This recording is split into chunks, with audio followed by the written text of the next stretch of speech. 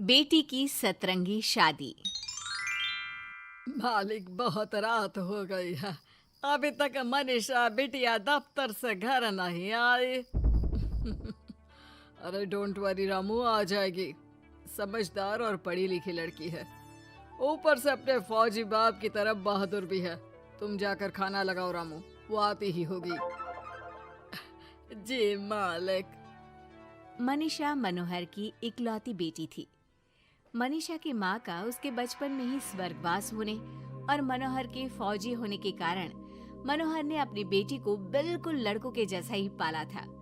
उस दिन देर रात को मनीषा का इंतजार करते हुए मनोहर और उसका नौकर रामू बात कर ही रहे थे कि मनीषा अपनी कार में ऑफिस से घर आती है। अरे रामू काका, बड़ी भूख लग रही है, जल्दी से खाना लगा दो। और कल मेरे कुछ खास क्लाइंट्स घर पर लंच के लिए भी आ रहे हैं, तो कुछ अच्छा सा बना देना। और बताओ मनीषा बेटा, ऑफिस का काम कैसा चल रहा है? एकदम जबरदस्त चल रहा है पापा। इनफैक्ट कल की प्रेजेंटेशन में तो मैंने 2 करोड़ की डील फाइनल कर दी और अगले हफ्ते हमारी कंपनी नया प्रोडक्ट लॉन्च करने वाली है। पता है पापा, मुझे इसका हेड बनाया जा रहा है। अरे वो ये हुई ना मेरी शेर बेटे वाली बात। वेरी गुड बेटा। रामू उस घर में पिछले 28 साल से नौकरी कर रहा था, तो वो घर के सदस्य जैसा ही था। रामू मनीषा को चिढ़ाते हुए कहता है, मनीषा बिटिया, आप कल बाजार से थोड़ी सब्जियां लेकर आओगी? कल तो आपके दफ्तर की छुट्टी भी है। काका, मैं आपको अपना मोबाइल दे देती हूँ, आप ऑनलाइन सब्जियाँ मंगवा लेना, मैं पेमेंट कर दूंगी। वो क्या है कि मुझे घर के कामों से थोड़ी एलर्जी है। ठीक है बिटिया। 2 हफ्ते बाद मनोहर को उसके दोस्त किशन का फोन आता है। अरे मनोहर, हमारी मनीषा बेटी के लिए एक बहुत अच्छा रिश्ता आया है। लड़का इंजीनियर है दुबई में। तू कहे तो बात आगे बढ़ाऊं? हाँ, रिश्ते की बात तो आगे बढ़ा ही सकते हैं, लेकिन लड़के वालों की कुछ शर्तें भी तो होंगी ना, मतबला लेन देन वगैरह। अरे यार, लेन देन जैसी तो कोई शर्त नहीं है उनकी।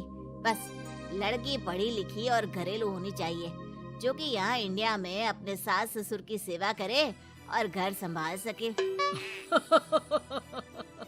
अरे यार किशन, तू तो मनीषा को जानता ही है, पढ़ी लिखी और जिम्मेदार तो है वो, लेकिन घर के नहीं बाहर के कामों में मुझे नहीं लगता कि वो मानेगी। लेकिन फिर भी मैं उसे पूछ के बताता हूँ तुझे। मनोहर अपनी बेटी से उसके लिए आए रिश्ते की बात करता है और उसे लड़के वालों की शर्त के बारे में भी बताता है, जिस पर मनीषा कहती है, पापा आप तो जानते हैं ना कि मुझे घर के कामों में कोई इंटरेस्ट नहीं है और आपने मुझे पढ़ा लिखा के अपने पैरों पे खड़ा होना सिखाया। क्या इस दिन के लिए कि एक दिन मैं शादी करके किसी का घर संभालूं? ना, मुझे नहीं करनी शादी वादी, आप मना कर दो उन्हें। इतना कहकर मनीषा घर से बाहर चली जाती है। रास्ते में उसे उसकी फ्रेंड का फोन आता है, जो उसे बाकी फ्रेंड्स के साथ एक रेस्टोरेंट में बुलाती है। मनीषा जाना तो नहीं चाहती थी, लेकिन उस रिश्ते की बात से हुए खराब मूड को बदलने के लिए वो चली जाती है। मनीषा और उसके दोस्त एक टेबल पर बैठे होते हैं कि उसकी नजर उसी रेस्टोरेंट में गिटार बजा रहे एक लड़के पर पड़ती है, जो मनीषा की फेवरेट धुन बजा रहा होता है। मनीषा झट से सारी बातें भूलकर उस गिटार की धुन में खो जाती है। थोड़ी देर बाद सब उस लड़के की परफॉर्मेंस पर तालियां बजाते हैं, तो मनीषा भी स्माइल करके तालियां बजाने लगती है। उसी शाम जब मनीषा घर जा रही होती है, तो उसे वही लड़का दिखता है जो रेस्टोरेंट में गिटार बजा रहा था। वो अपनी गाड़ी रोक कर उससे पूछती है कि हाय, तुम वही हो ना जो थोड़ी देर पहले रेस्टोरेंट में गिटार बजा रहे थे? I am so impressed with your talent. Actually वो मेरी फेवरेट धुन थी। जी थैंक यू, ये मेरा शौक भी है और इससे मेरी थोड़ी बहुत गुजारे लायक कमाई भी हो जाती है। अच्छा, और क्या करते हो? जी मैं कॉफ़ी बहुत अच्छी बनाता हूँ, और कॉफ़ी के अलावा भी बहुत कुछ। एक्चुअली मुझे खाना बनाने का बहुत शौक है और खाली समय में या तो मैं गिटार बजाता हूँ या फिर कुकिंग करता हूँ। इसी तरह बहुत देर तक बातें करते करते दोनों एक दूसरे को अपना नंबर देते हैं और फिर धीरे धीरे पहले उनके बीच गहरी दोस्ती और फिर प्यार हो जाता है। फिर एक समय आता है जब दोनों शादी करने का फैसला करते हैं। मनीषा अपने पापा को गौतम के बारे में सब बताती है। मनोहर को गौतम बहुत अच्छा तो नहीं लगता, लेकिन अपनी इकलौती बेटी की खुशी के लिए वो हाँ कह देते हैं। दोनों की शादी हो जाती है। और एक दिन, अरे गौतम बेटा, क्या बात है, बहू रानी तो आते ही दफ्तर जाने लगी। सुबह जाती है, देर रात को आती है, और तू घर पे रहता है, तो घर भी तुझे ही तो संभालना पड़ता होगा ना अभी। जी आंटी जी, वो मेरा काम कुछ कम ही चल रहा है और घर चलाने के लिए किसी को तो दफ्तर जाना ही पड़ेगा ना, तो मनीषा ही चली जाती है और मैं घर पे रहकर सारा दिन करूँगा क्या, तो घर ही संभाल लेता हूँ। हाँ बेटा, कह तो तू सही रहा है, लेकिन समाज को क्या कहेगा? समाज के भी कुछ नियम कायदे होते हैं, लेकिन यहाँ तो उल्टी ही गंगा बह रही है। अच्छा, मैं तो चलती हूँ बेटा। रात को मनीषा घर आती है तो गौतम उसे कहता है कि सुनो, आज हरलीन आंटी आई थी, कह रही थी कि आसपास के लोग बातें बनाने लगे हैं कि तुम मर्दों की तरह काम पे जाती हो और मैं औरतों की तरह घर संभाल रहा हूँ। हाँ, पर तुम तो जानती ही हो ना कि मैं शादी से पहले से जॉब कर रही हूँ, तो फिर अब अचानक से मैं खुद को कैसे बदलूं? एक काम करते हैं, तुम कुछ महीनों के लिए घर से ही ऑनलाइन सारा काम कर लो और हो सके तो घर के काम ट्राई भी कर लो, और मैं बाहर जाकर अपने लिए पक्की नौकरी ढूंढता हूँ। मनीषा मान जाती है और फिर शुरू होती है उनकी नई दिनचर्या।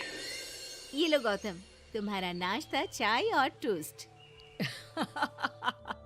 ये टोस्ट है या किसी नक्शे का काला प्रिंट आउट?